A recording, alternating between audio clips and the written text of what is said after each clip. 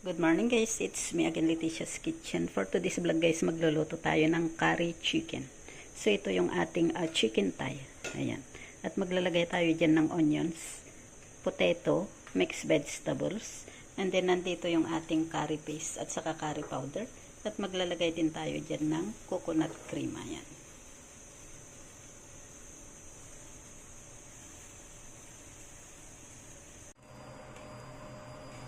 Ayan, i-fry ko muna yung ating potato para yung mag-form yung laman ng potato. Ayan, kaya i-fry muna natin sandali. Mga hanggang sa maging brown lang yung kulay niya. Madali lang itong i-fry. Ayan. So, ayan na guys yung ating potato. Pwede na yan tanggalin. Ilagay muna natin sa isang lagayan.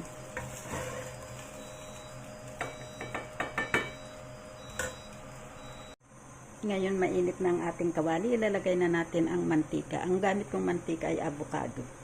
Ayan guys, avocado oil.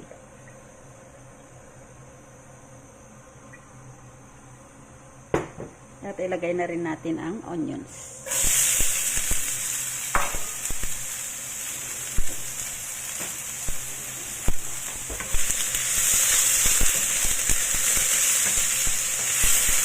I-fry lang natin yan hanggang sa maging brown yung kulay ng ating onion. Pag lumabas na yung aroma ng onion, saka natin ilagay ang manok.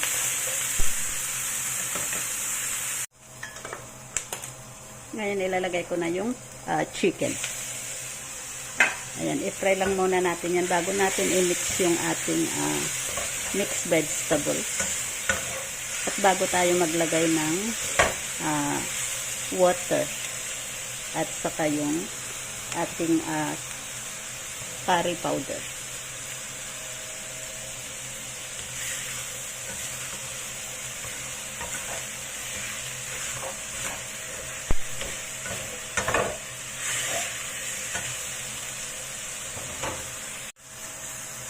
So ngayon maglalagay na tayo ng tubig.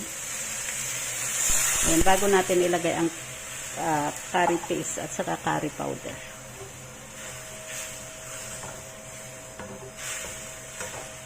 Ayan. So, ilagay na natin yung ating curry paste. Ayan.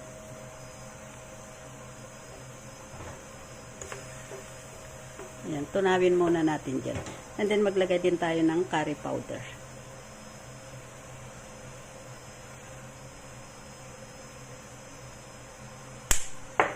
Ayan, so haluin lang natin. Hayaan lang natin na mag-melt yung curry paste natin dyan.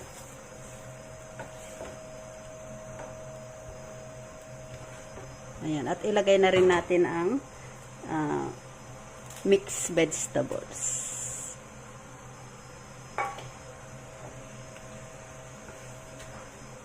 Ayan, ang ganda na ng kulay. At mamaya magdadagdag pa tayo ng coconut cream.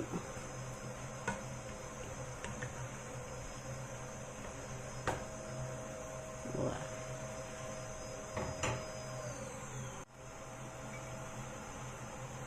Ngayon ilagay na natin ang potato. Yung potato na fry na natin kanina. Ayan, i-mix na natin. At maglalagay na rin tayo ng coconut cream. So, ilalagay na natin ang coconut cream. Ito yung coconut cream natin. Ayan, napakasarap yan guys.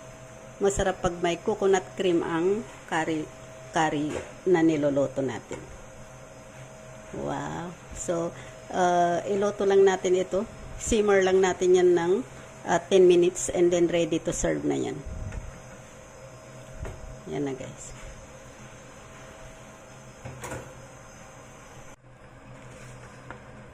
Ito na guys yung ating curry. So, ready to serve na ito guys. Ayan. So, ikakain ito sa kanin. Masarap ito sa kanin.